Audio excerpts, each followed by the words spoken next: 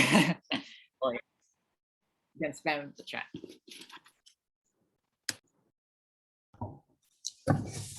Can see that? Wait. Am I visible and audible? Yeah, all good.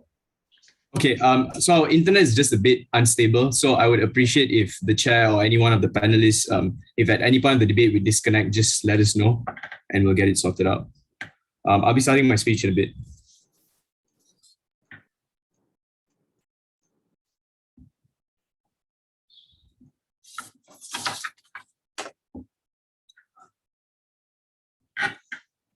Starting my speech in 3, 2, 1.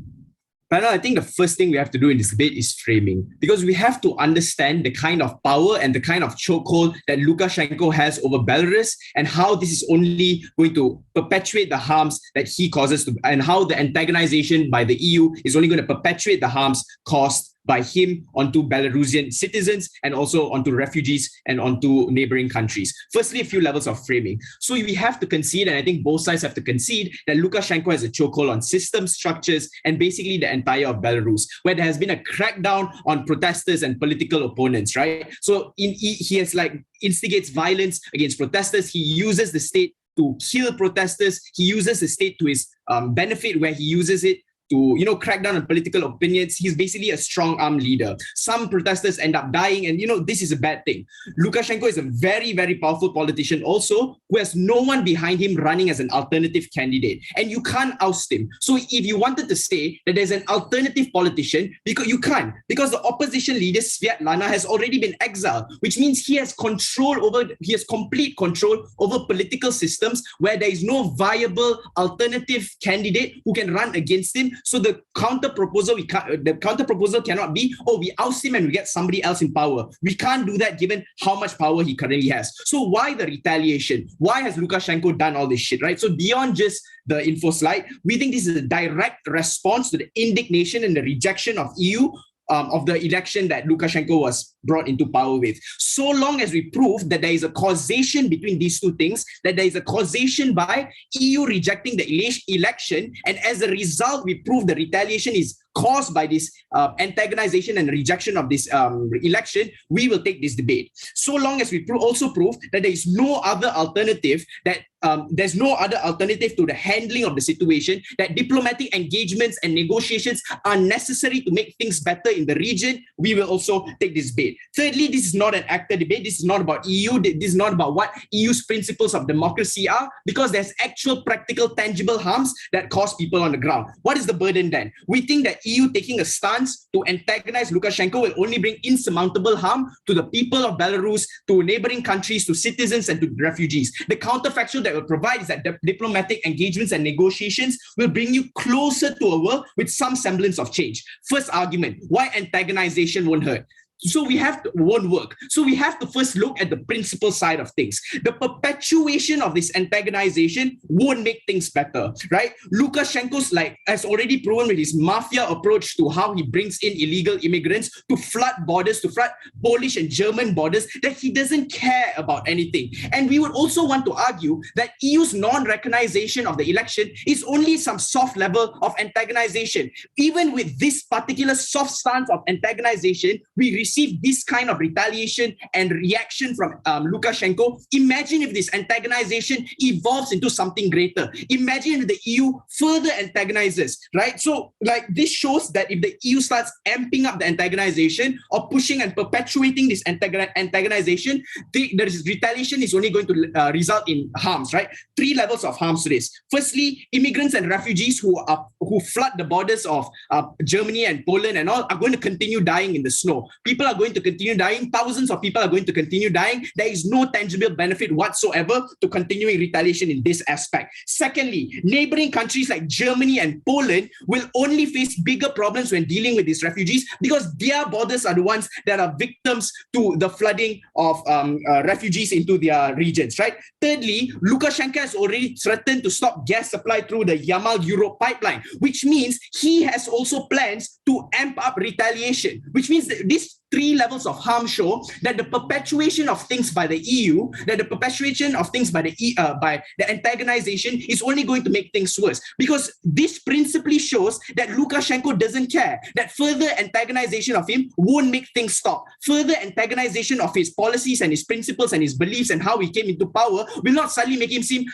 I think I need to stop being an asshole now. So we need to start actively making things better, and negotiations and diplomatic engagements is how we make those things better. Second prong to this, and how we look at it from the principles of the EU. So we think that the EU's interests are then to facilitate, right? Because they have to make sure that other countries are not affected by things like this. Understanding that now other neighboring countries like Germany and Poland are also facing offset of Lukashenko's retaliation, like they are forced to take in refugees, and like things like taking in illegal immigrants and all goes directly and conflicts directly with EU's principle. This proves and this shows that every step now has to be one of strategy. The EU cannot go down to the same level of Lukashenko and be like, if he can be this kind of person and if he can have a strong arm kind of approach to things, we will not compromise.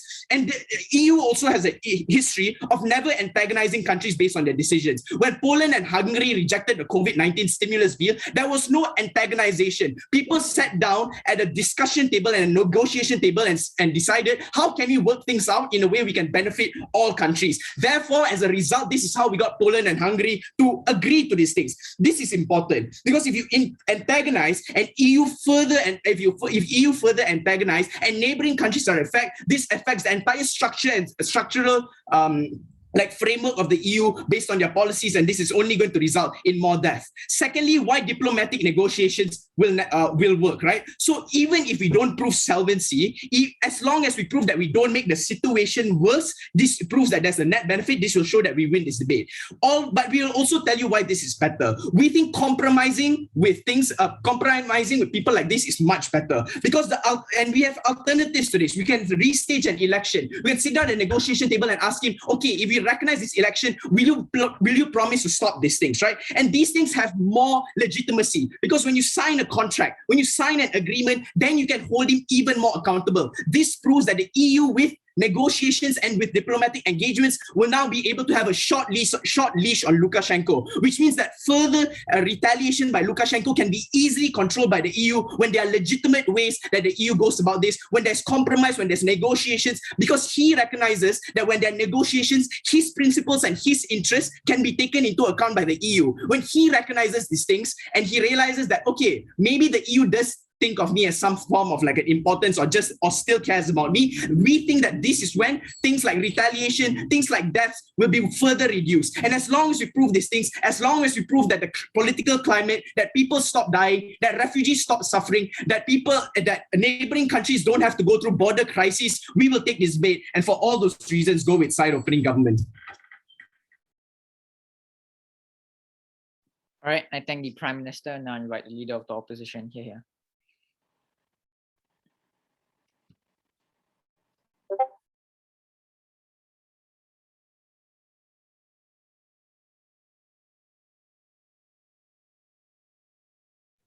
Hello, just give me 30 seconds to set up my timer. And also, I want to go to the toilet. Thank you. Sure.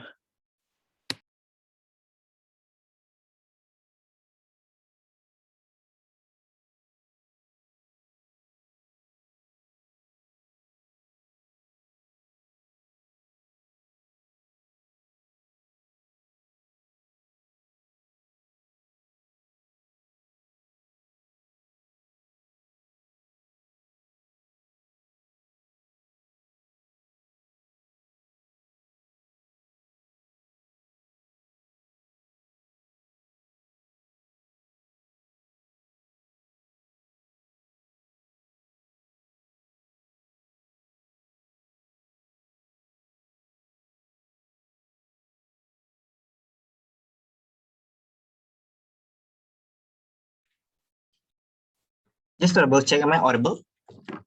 Yep, all good. Cool. I prefer verbal POI. Maybe somewhere around the 5th minute, preferably from the closing. If there's none from closing, then opening. Starting my speech in 3, to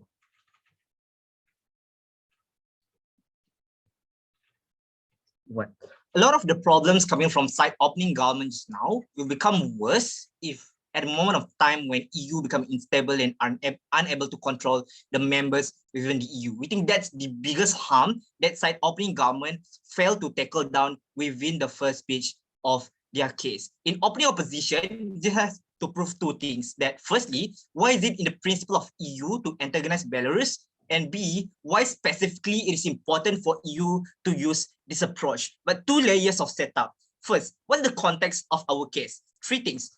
A, the nature of IR and policy of sanction. We posit to you that when states are harmful to actor, then the actor have the ability to sanction them. In this case, it's Belarus because you want to get some behavioral change from Belarus. In this case, also even support for higher sanctions toward Belarus.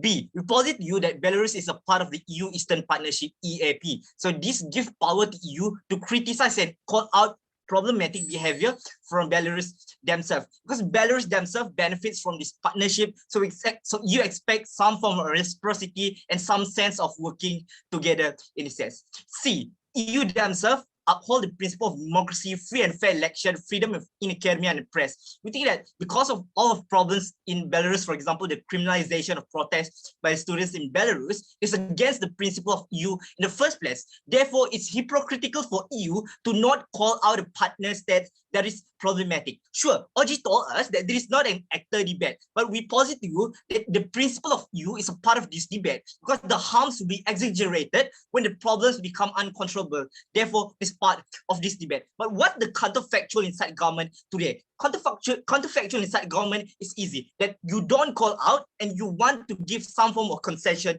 towards Belarus. We think that that's the very moment when you're being hypocritical, because you sanction state like Iran, which is not democratic, but you won't call out Belarus. We think that this is more in time when EU need to maintain their moral high ground. Also, even if it's not true that they don't care about their image, we think that it's also in their incentive to also make sure that the members within the EU itself are able to be controlled and the trickle-down effects won't happen. Two arguments, rebuttals will be integrated. First argument, why does diplomatic approach almost always fail? Three layers of analysis. First layer, we posit to you that when you want to use the diplomatic approach, it's that you want to try to establish some form of connection. But in a close to authoritarian regime, which is in Belarus, it is hard to do that, especially with the dysfunctional government structures that exist in Belarus. Which they have power over the government themselves. Especially EU, they have no sovereignty over Belarus, therefore they don't have the right to control the government. It's more likely than not they won't adhere or listen to you through diplomatic approach. A second layer of analysis is that diplomatic engagement imply the willingness to meet in the middle, imply the willingness for the other side to listen to you. We think that the very moment when you want to meet in the middle ground for extremism, it is still extreme in that sense, right? Because Belarus is the way that Belarus operates is that it is diametrically opposed with how EU operates. So we think that this is very moment, if you don't call out, then they are being hypocritical. But third layer of analysis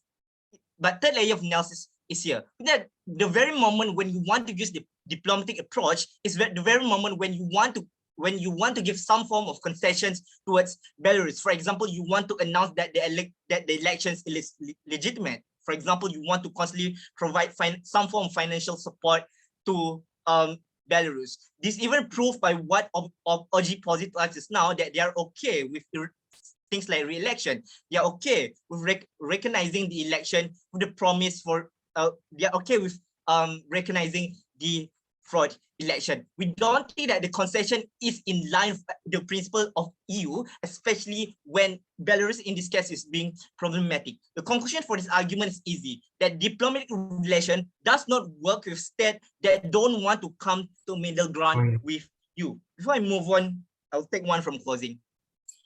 If diplomatic engagement always doesn't work because of these structures within EU, then why does suddenly when you sanction them and increase sanctioning them, they will suddenly change their behaviors?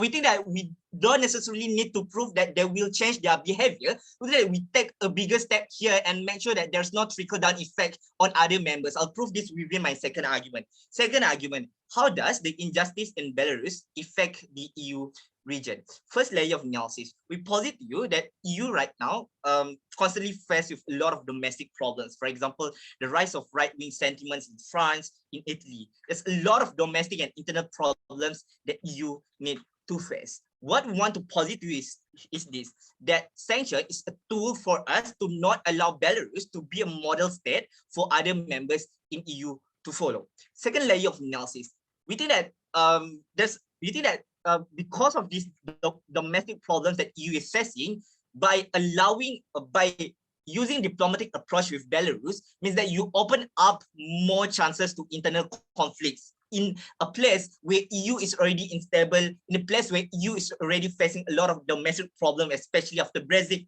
especially after losing one of their most important member state. Third layer of analysis, we think that when you don't sanction the state that is problematic, that means you send a signal that it's okay for you to be problematic, then because we can always renegotiate and come to middle ground, that we can always listen to you and give some form of concession.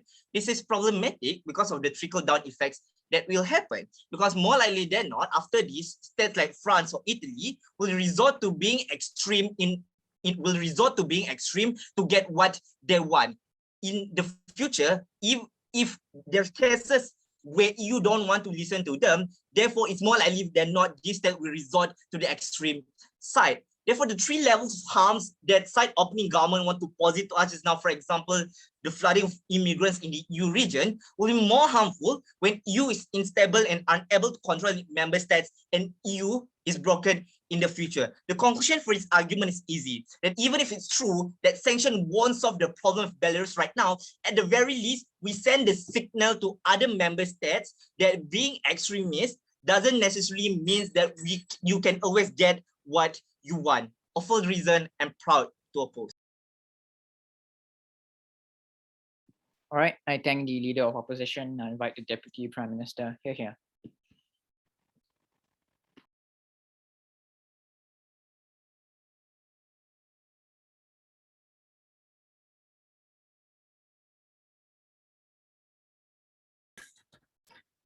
Can I just confirm I'm visible and audible? Yep, you're audible. Nice. Wait up. There. Give me 10 seconds.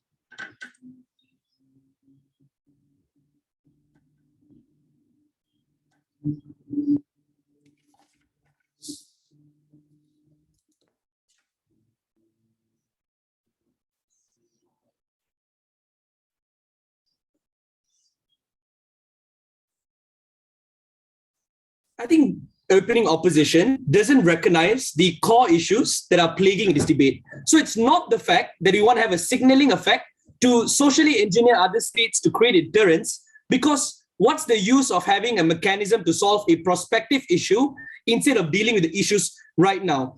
Opening opposition does not acknowledge the nuances that came out, Prime Minister, as to why the methodology of antagonization is likely to create insurmountable repercussions towards citizens, refugees, EU as a whole, as a bloc, as well as neighboring countries.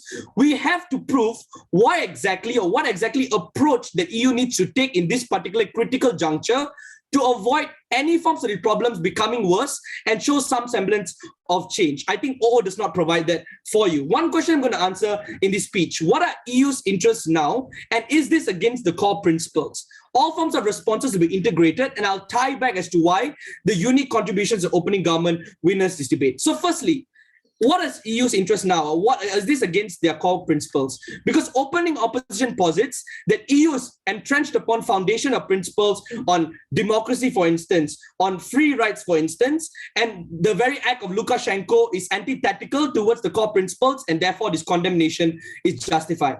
Panel, insofar as I prove to you the precedence of EU doing this is not very frequent, and the fact that it don't actually act with indignation and antagonization, you telling us that the principle exists is value neutral and it's not really relevant anymore. So I'll prove this by doing a couple of things. I'll tell you what are the examples on the deal situations in which EU has dealt with previous dictatorships with similar semblances of going against the core principles and how EU has reacted. We've seen this, and I think a very good example is Bulgaria. The fact that Bulgaria is a hot hub for human trafficking and is a history of human rights abuses, EU didn't actively go out and condemn the acts of Bulgaria because they understand the way in which we need to interpret or facilitate this process with egoistic dictators is not to condemn them because it emboldens them and further causes the irrevocable circumstances and injustices towards its people, but rather have a more diplomatic approach in how to facilitate this. And also Prime Minister provided you an example of Poland and Hungary to suggest that when they rejected a $1 trillion stimulus bill with regards to COVID stimulus, the fact of the matter is they didn't condemn Poland and Hungary for doing so, but rather sat on the table and had a more advisory position to tell them that it's wrong. We think all of these steps are much better into dealing with all of these dictators, and we'll explicitly tell you why exactly there's semblance of change there. But the preliminary response that we want to make here is they have never acted with condemnation. They have never acted with indignation. So even if you prove their core principles, if EU has not acted on it, that's irrelevant to tell you that why EU should act on right now. We think there's a disconnect there. But secondly, and more importantly, it's important to note that even if you don't buy the fact that this debate doesn't only revolve around EU and its core principles, we will tell you why exactly this is bad for the EU, bad for citizens, bad for refugees, and bad for neighboring countries. So mathematically speaking, that deals with a more bigger harm than what opening opposition posits. So why exactly is EU's interest now, and what are the critical juncture that they are in? The first is they are facing an over-influx of refugee crisis within neighboring countries, which is Poland and Germany making public statements to say that they cannot contain the influx of migrants that are coming over, and that the citizens are complaining where public poll has shown towards more hostility or more against the fact that more influx is coming, and there's basically their hands are tied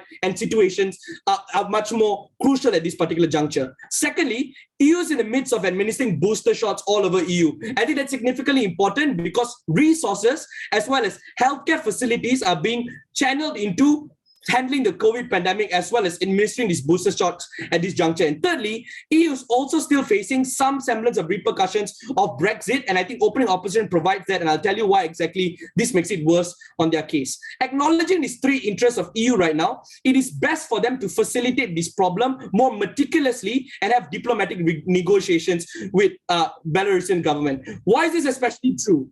This is just to show that the fact that EU has some level of not acknowledging the elections of happening already got towards so much of spillover. We will argue that this is some semblance or some subtle form of antagonization. I think OO does not recognize this. The fact that all of these sanctions and all of the fact that EU makes public statements to say that we don't recognize these elections happening, all can be construed as subtle versions of antagony and led towards mass amounts of harms that were caused upon by Lukashenko. The fact of the matter is, when public protesters were clamped down, thousands were also killed in that process. The fact of the matter is, ministers as well as election commissions were killed and were allegedly killed by government-sanctioned operations. That just goes to show that Lukashenko is in a position to eliminate any and every competition that is a threat to them, and he reacts with indignation at a point in which EU makes all of these statements. We think they have to deal with the likely circumstance of situations becoming worse off, and therefore EU is complicit as a member, as a bloc for not taking a responsible stance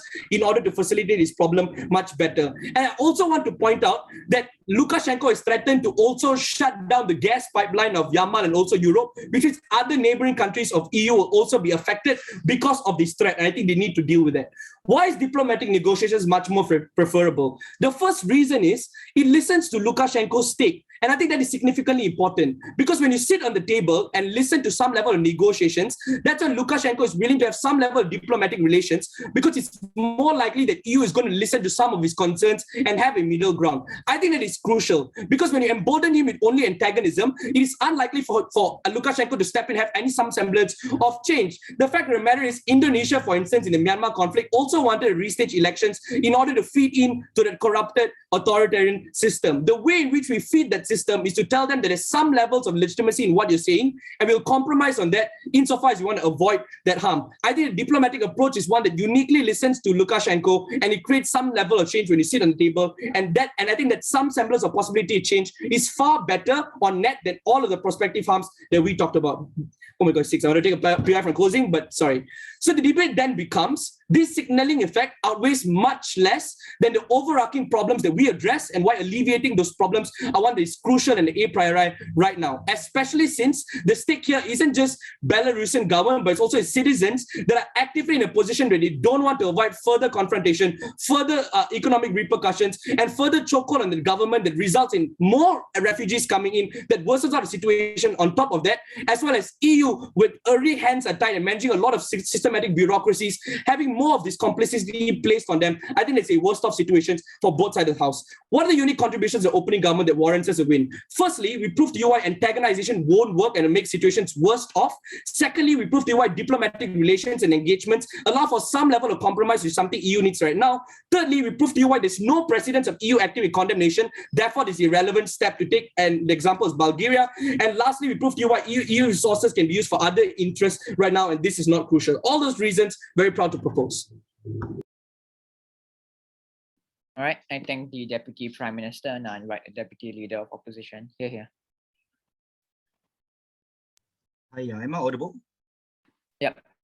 All good. Yeah, just give me a few seconds. I'm going to set my timer. Sure.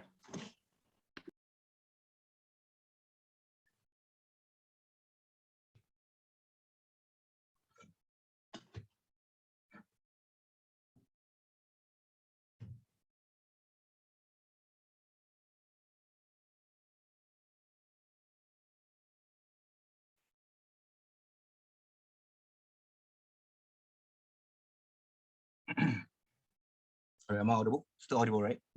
Yeah. Okay. Pure eyes verbally, preferably within the 5 minutes, not too early. I'll take one from closing first, and then I'll take opening if there's none from closing. What else? Yeah, I think that's about it. Okay. Sorry, hold on.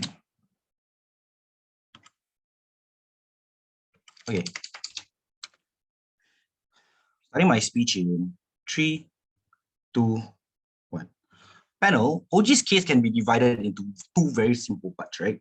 Their case literally tells you that, look, the number one problem that happens with the status quo is the harm that occurs towards Belarusian citizens and immigrants. It's necessarily bad. And secondly, was this idea that, look, there needs to be some form of like negotiation without necessarily mechanizing. What would these concessions look like? Would these concessions necessarily be appreciated by Belarus? What is the best way in which you are able to manage behavior through those like concessions? I think using Poland and Hungary as examples about putting advisory is totally problematic, because the 2 states which are not necessarily authoritarian, they will probably more likely than not don't have an iron grip, don't care about all those stuff. Totally different from Belarus. But how am I going to step in this? 2 ways. Firstly, I'm going to talk about the setup. Extremely important, because this debate requires a large setup. What does it mean to be Belarus? What is Belarus' specific position within the EAP that makes it that they have a larger stake, the EU has a larger stake? Secondly, then substantives as to why a lot of the things that OG wants to talk about doesn't necessarily materialize. You can see trend analysis. I can immediately defend this. Let's begin with number 1, setup. What is the problem that exists? I think you need to specifically classify Belarus as an Eastern Asian, a part of the European Union's Eastern Partnership. This means that they have a specific benefit that comes from participating within EU frameworks. Therefore, there's already a clear, a lot of good things that comes from participating within it. But secondly, this also means that the principles of the EU becomes much larger and has a larger stake because of its position as a partner. This means the moment in which, that's why what Ryan told you early on, that the moment in which you choose to be hypocritical in a partner state, you choose to be hypocritical in one that exists within your framework, is a moment in time where there's a large spillover effect that is problematic. What was OG's response to this? OG was like, look, you should solve this problem now instead of a prospective issue. The current issue is more important. I think it's problematic because oftentimes in reality, we solve problems that become larger, right? We do the utility trade-off. When problems become larger and have a on net harm or larger net harm, we oftentimes try to find the solution for those problems first before we find smaller problems, right? That's why Ryan's specific nuance that tells you the problem becomes escalated and extrapolated even further is extremely important. Okay, cool. Two things that is problematic within OG's speech as well. I think the mechanization is important, right? Substantive now. Why does the diplomatic approach always almost always fails? The diplomatic approach oftentimes means that you need to engage with a governmental structure that is functional. You need to engage with a party that wants to talk to you, that wants to have a channel of communication with you, that wants to do concessions, want to give trade-offs. I'll take you later. What would the EU demand within these positions? I think it's quite simple. EU probably would demand freedom of academia, freedom of press, probably even a re-election, probably even better, cleaner elections in the future. Maybe not now, maybe in the future. But these are confirmed concessions that the EU wants. But what are the concessions that Belarus would make? I think it's very problematic. OG doesn't want to tell you this. Because if you agree that Belarus is an iron grip, ruled by Lukashenko, is an iron grip nation that doesn't want to make concessions. Right? Obviously, they don't want to lose their power because it'd be against the whole reason why they come into power in the first place. Why would they suddenly want to trade off the ability for you to control the press? Why would they suddenly want to trade off the ability to retain an iron grip over Belarus? It's completely stupid. Therefore, we have already effectively proved to you that there won't be any meaningful discourse that happens within those positions. Totally different from Poland and Hungary, because Poland and Hungary to a certain extent still are negotiable partners. Secondly, this means that even if they do, and giving them in the best case, their demands will more likely than not look like legitimizing their elections. What does this look like? This means you're legitimizing a authoritarian regime. This means you trade off, they probably trade off small things, like laying off on its obstruction of freedom or larger position within its partnerships in the EAP, etc. Right? This concession means that at the core, OG is okay with legitimizing an authoritarian regime. But what's the problem within China analysis? Here's where I provide you evidence where it doesn't work multiple case scenarios, right? Let's talk about South Korea's sunshine policy. South Korea constantly tries to engage with North Korea, an authoritarian regime, in attempts to reconcile, but it's never successful, right? South Korea constantly loses resources because they aren't able to get North Korea to agree to them. Because North Korea says, okay, we'll listen to you and continue to not do anything. That's the reality of how diplomatic engagements happen. You don't have the right to suddenly say, I'm angry with you and I don't want to give you any more money. More likely than not, EU will still continue to be facilitating, as OG says, and continue to lose out in that very aspect. You don't get any diplomatic approach. You lose out in any forms of change. Second substantive, and this is very important to understand why the problem becomes larger on a scale. Internal EU problems that exist currently, the rise of right-wing settlements, for example, within France, Italy. This means that you allow Belarus to become a model to invigorate the same sentiments within the EU. The dissolution of the EU potentially is a very precarious position, right? It's because the hypocrisy of EU is constantly going to be used as ammunition from France, from Italy, to continue to propagate them. Even Brexit, for example, France leaving from the EU is something that is largely becoming a bigger problem. Therefore, on that, we tell you the harm becomes exponentiated. The moment where you allow lesser control over the EU narrative and lesser control over states becoming more Belarus. That means Gulfs will literally create not one Belarus, but more than one Belarus. You get 1, 2, 3, 4, 5 Belaruses within your places. But before that, I'll take one for closing. So you're saying that EU is scared of the migrant crisis because they don't want to accept migrants anymore. But if you keep sanctioning them and Belarus still allows the safe route for migrants, wouldn't the same migrant crisis still happen to the EU? I don't get it. That's why you don't care, right? It's a smaller trade-off that you have to make. It's about retaining control of the EU and retaining control to ensuring the EU doesn't dissolve.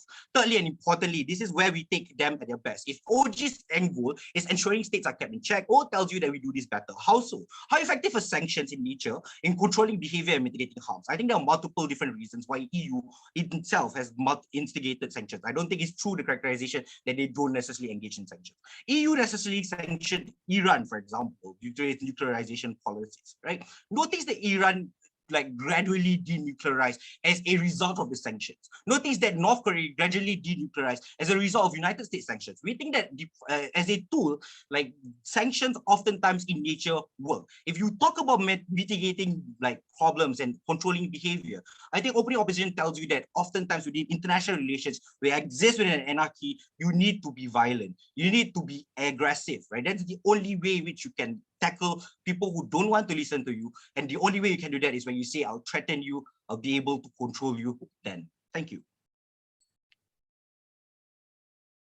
All right, I thank Deputy Leader of the Opposition. I invite the Member of Government. Here.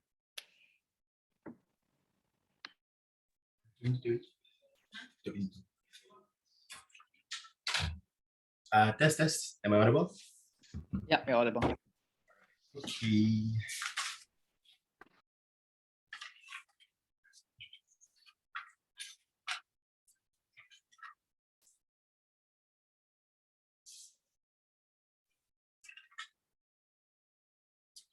Right.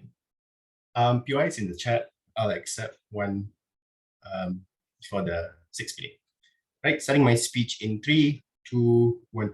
Before I move on to explain my 3 extension, I'll first like to make fun of opening opposition. The first thing what the previous speaker said was that they started their case by saying EU is so strong in terms of their principle. They have this moral compass where they cannot compromise on any other things. But when I POI them, what about the migrant crisis? Shouldn't EU care about those things? And they said, what? They don't care. Why should they care? It's a normal trade-off. People are dying. When it comes to the migrant crisis, a lot of people are dying. That's what happened exactly during 2015. If your principle is so strong and you should not compromise on a lot of things, why suddenly when it comes to migrant crisis and being a moral bastion within the European continent, suddenly you don't care? The case from opening government was extremely clear in terms of saying that there are bargaining chips that both EU and also Belarus can sit on a negotiating table and offer and meet in the middle on some form of compromisation. To be really honest, I really don't know what opening oppositions were trying to say in terms of engaging with some, like what was the case that they were trying to rebut. Because eventually at the end of the day, if you hold on this so-called moral principle or moral compass, by the end of the day, people are dying at the same time, and there is a threat of the migrant crisis 2015 happening at the same time, considering that Belarus is facilitating safe route for migrants to go into the European Union countries, like for example, Germany and France. These are the exact same tangible harms that will still happen on a daily basis. So the comparative from opening opposition just can't be that we will sanction them, but we don't know what will happen next. Maybe something will happen, you don't know what will happen. They need to prove a solvency to that end because this is a counterfactual debate. And this, to be really honest, I think the counterfactual from opening opposition is really weak.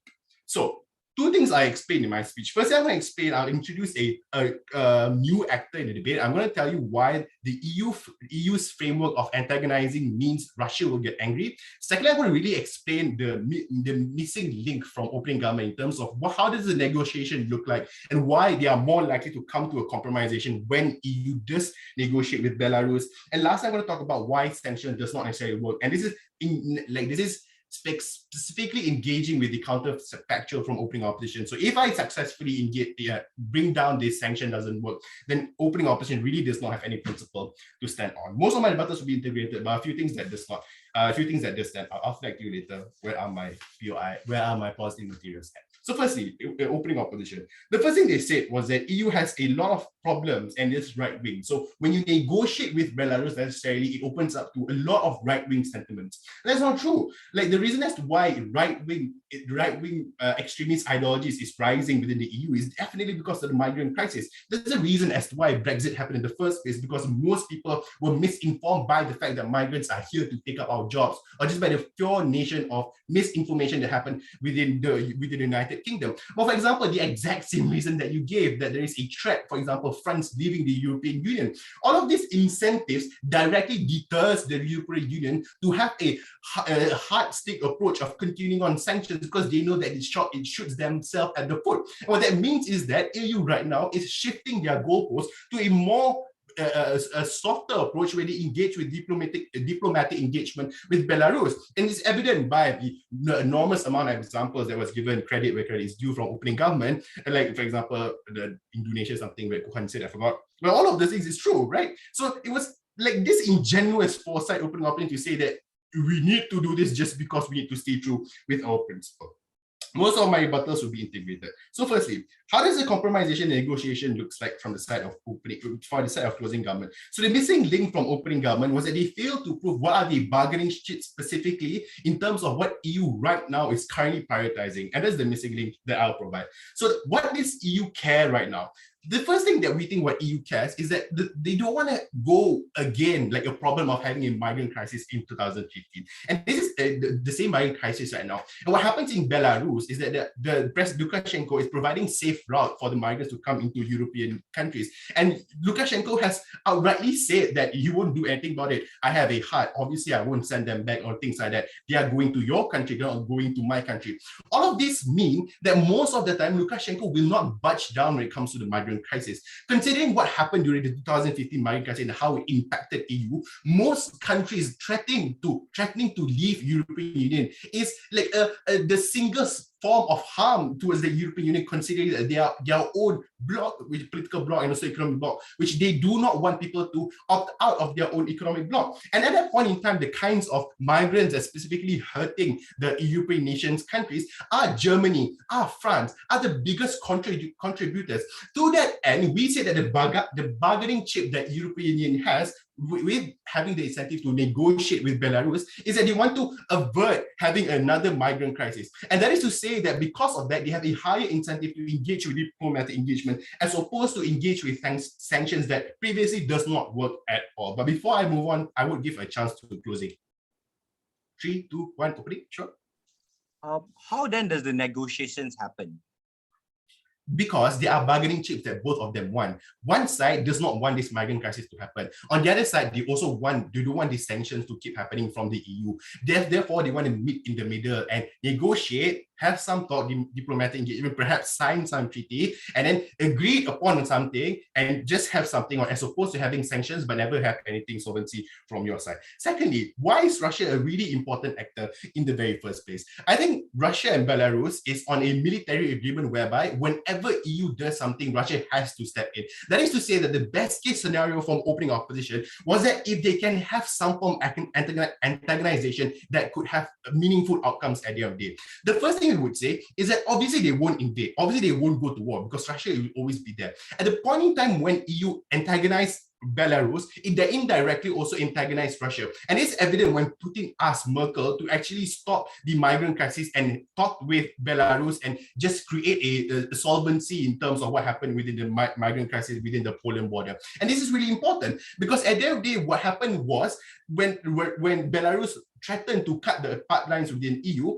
it hurts EU at the end of the day because EU is also going through an energy crisis and they don't want all of these things happening to them as well. And what that means is that EU, it does not have a leverage to leverage off if they keep sanctioning Belarus. That's the reason as to why this is a much more strategic approach for EU to do this, as opposed to having Russia being antagonized or having Belarus to keep going this strongman politics and does not budge down. But lastly, sanction only works if it hurts Lukashenko. Lukashenko does not care if it's strongman politics. He only cares about how his portrayal view on the people. At the point in time when you keep on sanctioning them, it only hurts the Belarusians. It does not necessarily cripple the country itself. So far to propose. All right, I thank the member of government. Now I invite the member of the opposition. Here. Hi, sorry, I actually have to go to the bathroom really quick. I promise I'm not stalling. I actually have to go to the bathroom, I promise. Okay.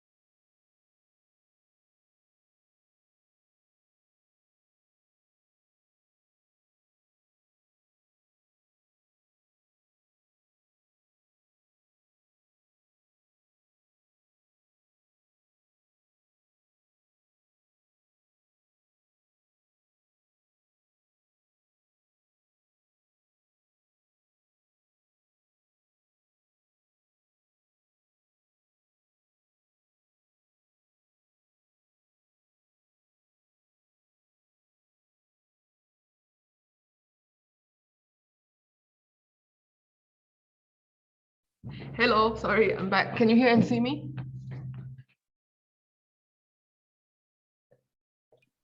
Yes. Okay, thank you.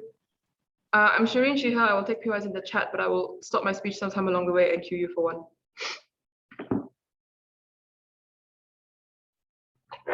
Okay, starting my speech in 3, 2, 1. I agree with closing government when they say that Russia is a big player. I disagree with everything else in that speech that's talking about how Russia is an actor in favor of trying to get Belarus on their side against the EU. My speech is going to be very simple. I'm going to tackle the 3 major premises coming out of the government case. The first being that diplomatic relations are good. The second being that antagonization is bad because it provokes retaliation by Lukashenko. But the third coming from closing government that the EU does not want to antagonize Russia by proxy as well. The first thing I want to talk about is that Putin is fucking sick of Lukashenko and what he's doing. I agree when they say on closing government that Russia is currently trying to be pressured. I agree with the pressuring argument coming out of closing government, but the thing to take note is Russia does not want to continue Lukashenko's current regime because of 2 major reasons. The international pressure that's already currently on Russia because of the other things that Putin has been doing mean that another association of a negative ally that also is incurring international pressure by the EU does not look optically good for Putin, and Putin doesn't want to do those things and doesn't want to be associated with those things because of the same strongman image that Lukashenko abides by, which I'll talk about later. But the second and most major reason comes out in Ahsan's speech when he talked about the fact that they were trying to block the pipeline between Russian gases to the EU, actively fucking over the income revenue of Russia. Belarus is literally encroaching upon Russia's revenue stream. That is why Putin is sick of it and doesn't want to continue furthering Lukashenko's actions. The first thing I want to talk about and taking on the burden that got pushed over us is solving the migrant crisis. The thing I want to flag here is that humanitarian crisis will exist on both sides of the house regardless, simply because Lukashenko does not care about these things and will continue to crack down on journalists and conduct all of the other things that he's been doing symmetrically. Therefore, the debate must be about who prevents perpetuation of these things, and to a certain extent, government has never necessarily proven why diplomatic relations can get there. To the best extent, though, they can prove that legitimization of Lukashenko's regime will happen, but that is precisely what we cannot do. I'm going to prove 2 things. 1, diplomatic relations are bad and won't work. 2, the crackdowns that we currently have and the hard power that the EU is using against Lukashenko is working. The first thing to talk about is just in general the idea of a strongman leader and why Lukashenko abides by these principles. He wants 2 things from the EU. He wants legitimization of his regime because he wants to be seen as a legitimate leader over Belarus, because he's understanding the fact that because of the election electing him into power was not fair, not free, that he doesn't have that same validity. This is applicable to like all dictators or authoritarian leaders, because the one thing they want is to be seen as legitimate in the eyes of the international community, because that boosts their ego and makes them seem as though they're the ones who have power over their people. The second reason that's important is because this means the only thing they want from the EU is legitimization. It doesn't matter what concessions are made. The fact that he's invited to the table legitimizes him, and we can't feed into his ego, because that's the point in time in which we give him the authority to continue doing whatever he wants, because he's now of the perception that even though I was elected not fairly and not freely, the EU still sees me as a legitimate leader. The thing about opening of government is the idea of keeping him on a short lease being something that's good, because now we're able to at least, have some sort of insight into him. There's 2 problems with this in idea of a strongman dictator and the idea of fascists in general. 1, they'll never follow through on whatever concessions are made, because they've ratified the agreement, it's enough to confer the legitimacy they want, and they naturally prioritize self-interest, which means if the concessions are against what they want, they're not going to want to continue to do those things because they already got the things that they want anyway, which is validity. This is seen in like Bashar al-Assad and the Abraham Accords in Israel, where the point in time in which you sat them into the negotiating table and you signed a document with their signature, gave them what they wanted, everything else is irrelevant to them. But the second thing is that keeping them on a leash makes them frustrated because they feel as though their power is restricted. These dictators like Lukashenko pride themselves on having extensive power over their people, and at a point in time in which you force concessions upon them, like democratization and free elections, means you encroach upon their political will in the country, and you force them to abide by international foreign policy that they don't want to because they're not made by them themselves. The easiest example is Hitler, who was so frustrated with the international accords that Germany had to do that resulted in all of the bad things Hitler has done that I don't have to repeat. That means then, in the best case of OG, when we're able to get the sort of concessions they want, the instances or the possibility of another crisis happening will still happen, because if Lukashenko doesn't like the concessions, he'll just do this thing all over again. We're back to square one. The reason, therefore, the other thing I'm going to talk about is the reliance of Russia as being a big brother, because I do agree with TG when they say that Russia is a major actor and a major ally of Belarus, and they're like buddy because of historical similarities as well as like current geographical proximity. The problem in status quo is because of the continued pressure upon Belarus and the continued pressure on Russia, they don't want to be associated with another country that's also got humanitarian crises. The reason the diplomatic relations are harmful then is because if you solve the Belarusian crisis by also conferring legitimacy onto Belarus, this means that Russia has nothing stopping them from continuing to becoming allies with Belarus, and that's bad because now you're legitimizing the idea that they have an alliance to fall back on, which means in the worst worst case, when Belarus fucks up again and does all of the harmful shit, and the EU wants to crack down upon them again, they can just go back to Russia because Russia has nothing stopping them from helping them in the first place. The last thing then is that it gives permission for Belarus to fuck up again, because he knows now that as long as he can confer some sort of humanitarian crisis like the migrant crisis, the EU will be forced to the negotiating table and he can get whatever he wants from it. This is bad because even if you have to take on the worst case, the migrant crisis still happens and that people still die. The worst case on OG is that you give the legitimacy of Belarusian government, i.e. Lukashenko, to use these people and migrants as a bargaining chip against the EU because he knows they have to concede. I'll take a point very quickly. 5, 4, 3, 2, 1, none. The next thing we'll talk about is why the hard power of the EU can work, directly contending the majority of the government case. The thing that we have to take into account here is that Poland has responded to the Belarusian crisis through things like steadfast water cannon pushbacks against the migrants. The Belarusian response was actually retreating the migrants back into Belarusian territory because of the internal pressure coming from Russia, telling, like literally Putin telling Lukashenko to clean up his shit, but also the fact that he cannot sustain sanctions against Belarus because sanctions actually work against small countries that rely on international trade for sustenance, guys. Belarus actually needs these sanctions to be lifted because otherwise they're going to lose on the revenue stream, and the revenue stream is literally the surmounting paramount by which Belarusian government continues to function, because no money means no government. This incentive structure then is threefold. One, Lukashenko's Sherman image will never allow the optics of a humanitarian crisis to fly. He did the crisis in the first place with the obsession, with the expectation of like the EU taking in these migrants to fuck over the image of the EU, but now the EU is not doing those things, which means the migrant crisis and the deaths of migrants will be on his hands. That's why he allowed them to retreat, because he does not want the international community to see him as a violent dictator. Two, sanctions and hard stances actively harm Belarus because of the idea of like capital I talked about later, but also for Lukashenko's allies, Russia, literally the only one in status quo, are frustrated. It is true that Lukashenko is a shit dictator, and it is true that a lot of people hate him in status quo. The reason that therefore Russia is the only ally makes it so that the current pressure upon Belarus is surmounting, because if he loses Russia, he has nowhere else to go and Belarus falls. The last thing I'm going to talk about is the division of the EU then. If Poland wants succession, and the idea that the current tension between the EU and the capitalization of that by Belarus or Lukashenko is because they want to necessarily like continue to divide the EU is true, that means that the idea of the dynamics play out twofold. One, if the EU tells Poland to take in the immigrants to resolve the crisis because Belarus isn't going to concede, that means Poland feels even more uncared for by the EU and gives them more incentive to want to secede. But two, if the Belarus does get legitimacy from EU, this makes Poland feel as though the EU is willing to negotiate larger motivation to push for like secession from Belarus, but is not willing to negotiate with Poland for the sake of their sovereignty. It doesn't matter of the principles here, because insofar as the perception of the EU not caring for Poland is existing, that exacerbates the vision even more. We came into this debate very simply. Russia is surmounting against Belarus. Belarus has nowhere else to go. If we continue the hardline stance we have against him, he can break. The concession that we have to make is fine, humanitarian crisis, but everyone has a breaking point. Belarus is not as strong as you think. I'll see you. All right, I thank the member of opposition and invite the government rep here.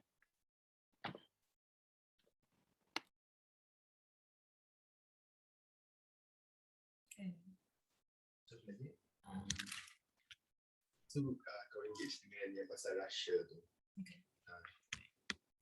Why sanctions specifically this time doesn't work?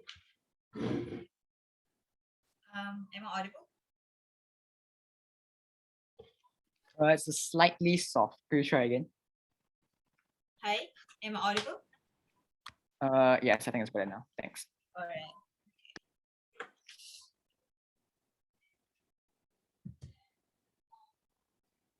Starting my speech in 3, 2, 1. Both sides of op cannot see as if that we can let go of a humanitarian crisis, of a migrant crisis, because it's not actually that bad. No, you need to understand that this migrant crisis, this humanitarian crisis, is the turning point. This is the only bargaining chip in order for you to like deal with all of these ideas in which that you want in order for like, but for Belarus, they don't want sanctions to happen. For EU, they want to like deal with like all of the internal conflicts, all of this migrant crisis, all of the things that we're going to see. And lastly, why we think that essentially that is going to like deal with like de-escalation of like how tensions have been arising out of this conflict, right? So 3 clashes. I'm going to tell you strategically one per one. So firstly, let's understand when we say that sanctions don't work, especially like when you are trying to deal with like a strongman regime, sanctions don't work essentially because of what you say. they don't care anything about like the humanitarian crisis. But this is the only way in order for you to engage with them, in order to like not have them impose all of these like, economical implications, all of these political problems that are going to affect the EU either way. So we tell you why it's important for you to understand that Russia Russia is like the backup power for the Belarus is basically because as a superpower, they don't care as well. As a superpower, they will just help their friends because like they want to. They just want to help their allies because that's what their allies need. Therefore, as a superpower, Russia like international pressure from Russia doesn't matter because they will still help Belarus either way. I don't understand this idea in which coming from CO, in which that they say that, well, you know, why would Russia want to do this? They would, because this is like and what we're trying to say is that as a superpower, this is only going to escalate into a proxy war. What's going to happen is that the whole EU is going to be like against, and like is going to create tensions against Belarus and also Russia in essence. So sanctions don't work, whether you like it or not, whether it's going to give moral legitimacy or not. You still have to make concessions to happen because this is the only way for you to like solve the problems. And like even as the EU themselves, why this is like the most why this is like more probable to happen. Taqi already told to you so many things about why the EU would want to do this. You already have an energy crisis happening. The pipeline is in Belarus and it's within their reach. If you do this, what's going to happen is going to affect the energy crisis. What's going to happen is that you don't get economical implications are so strong there. Also, the idea of like the migrant crisis is also going to be even more worse. If you don't try to deal with it now, it's going to escalate to be even far more worse. Your side has to concede that the best case scenario, that if you try to put more sanctions on them, you antagonize them even more, that when what happens is that you will get invaded. This is like as Belarus, you will get invaded. And what happens when you get invaded? Second clash, you get escalation of conflicts to happen. When you have Russia as backup too, this is what Taqi said to you. Essentially, what's going to happen is that Belarusians are going to be affected. People in EU are going to be affected. At the end of the day, nobody wins because as a strongman regime, they will always want to appeal to their people that they are people who are capable. It's okay to give in to them because there is no other way for you to make concessions to happen. You can't actually say that, well, you know, agreements are actually like not that binding. No, the problem is that this is the only way and the only time that you can actually engage with them. There is no other conflict or there are no other issues in which that you can see the EU can actually engage and can actually engage with how Belarus has been acting this whole damn time. And lastly, on like our third clash, right? We say to you that concessions need to happen. What are both countries willing to give up? And this is something that's very crucial for us to understand. Belarus wants you to lift the sanctions. They don't want sanctions. That's all. That's the only thing that they want. And what is like the triggering point? It's the migrant crisis. They wouldn't want to sanction they wouldn't be sanctioned by the EU if it were because they just don't want, like, they don't want to be antagonized. They don't want all of these sanctions. And the only problem is that the EU has to like stop antagonizing them. Just accept the refugees. Just deal with the refugees on their own basis. If you keep on telling like Belarus, well, you're actually shit, we don't want you to do this, you put all of this pressure onto them, they will, as a strongman regime, cause all of these problems to happen. Like they will like cause all of these economical implications to happen. You will cause all of this. You can't. It is possible for it to like happen a escalation of like in terms of like political climate. So like one, either. How does the migrant crisis compare in light of the incoming instability of the EU? Yes, it's because like this thing is. It's the only way for you to like understand it. We already told to you so many times that Belarus is the one that is holding to the pipeline of energy, the pipeline of gas.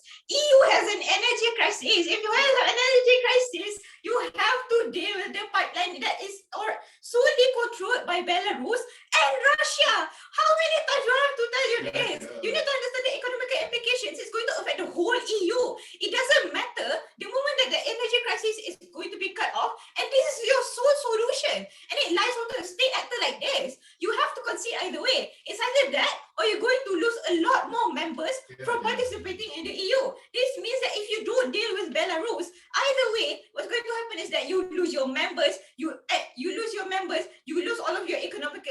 implications, you lose on a lot on the political climate as well. And we think that these reasons are like all of these reasons, especially on the economical climate, we don't think that staying with the principle of like, I'm going to give moral legitimacy to them is actually something that is good. Sometimes in like especially when we are trying to like deal with a strongman regime, you need to understand that geopolitical implications means that you need to have some concessions. If the implication is that if the implication is like so big, like the way that how Belarus is going to affect, especially with like, first, there is a possibility of escalation of proxy war. We don't want that. We want de-escalation to happen. Second, we don't want all the economical implications. Thirdly is how the economic implications, especially in terms of like the energy crisis, right? And lastly is how we don't want our members to leave the EU, and even more worse off, something that OP has to say and deal with it is how they're going to lose their members that will concede to Belarus and the Russian proxy.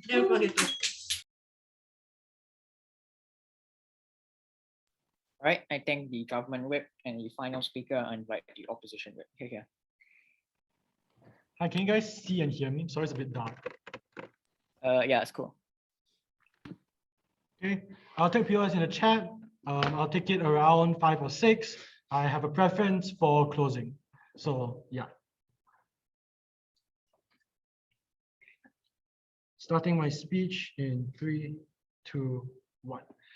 Panel, appeasement never works historically. You give Germany, Austria, they want the entire world. North Korea, Syria, and Israel, with strongman governments, has historically taken advantage of platforms of diplomacy to buy time for their own malicious plans, to gain international legitimacy that allows them to weaponize their own malicious things in order to gain some form of relegation of international pressure.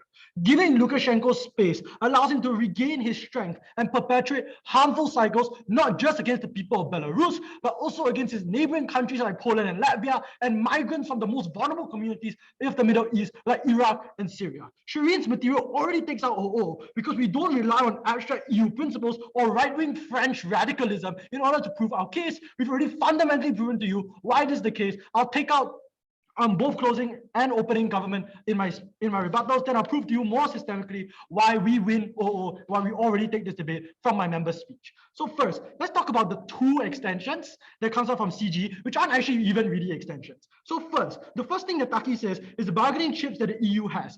Note number 1, that this is incredibly reliant on Ahsan's characterization of how diplomacy already works or how like conferences already work. So that means this extension isn't really an extension, but note, Belarus wants 2 things. They want legitimacy for Lukashenko and they want reliance on sanctions. The EU, on the other hand, wants a lot of things. They want Belarus to stop sending migrants. They want Belarus to be legitimate. They want Belarus to be democratic. So just on a mathematical standpoint, Belarus already has a strong position coming into any bargaining chip, any bargaining thing, any conference that the EU has in Belarus is already a trap that legitimizes Belarusian government, that legitimizes Lukashenko's harms and all these kinds of things. That's why Shireen told you, and I see no engagement coming out from closing government, why Shireen already told you that the minute you have a conference, regardless of whatever sit in that conference, you give Lukashenko the unique legitimacy to not only be the leader of his country, but to perpetuate cycles of harm within his country, perpetuate oppressions of peaceful protesters, perpetuate arresting journalists by stopping international flights. You also perpetuate the very kinds of pressure mechanics that he uses upon Poland, upon the EU, which means the migrant crisis, even if on the best case gets solved and the Gulf has the threat of being repeated again and again because he realizes that he can use this to solve his problems.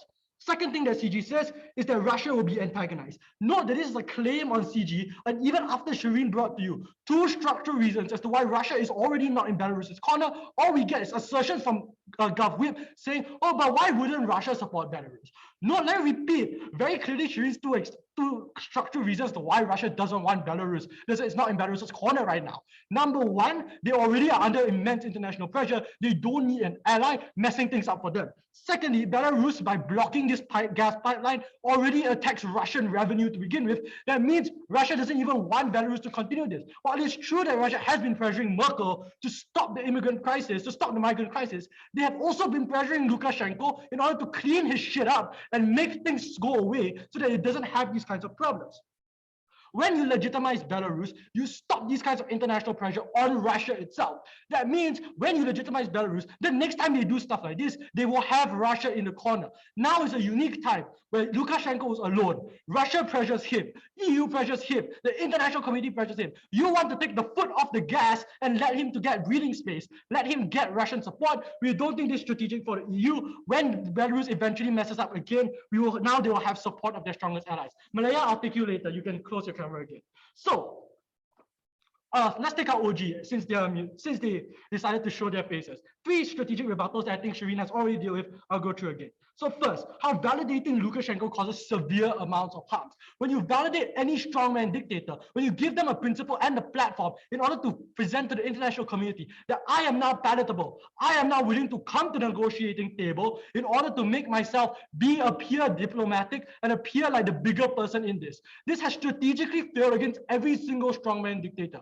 Look at North Korea and Kim Jong-un's summit in Singapore and how he used that to appease Trump before never actually denuclearizing. Look at Assad saying not to use chemical weapons and throwing stuff and killing people in Syria. Look at Israel signing away a lot of the things, agreeing to conference after conference with Palestine, but still systemically taking over Palestinian land, messing over Palestinian citizens. These are the kinds of things that happen when you give strongmen platforms. Number 1, you provide them the legitimacy and the international palatability. Number 2, you appease their allies because now the allies see them as being able to do something right. And number 3, you buy them time in order to impose and create more malicious things, more malicious actions. And now they know that they can use this as a pushing platform. That's why even the agreement to any conference, regardless what concessions, agreements, or treaties signed, will give Lukashenko already an edge that the EU cannot give them.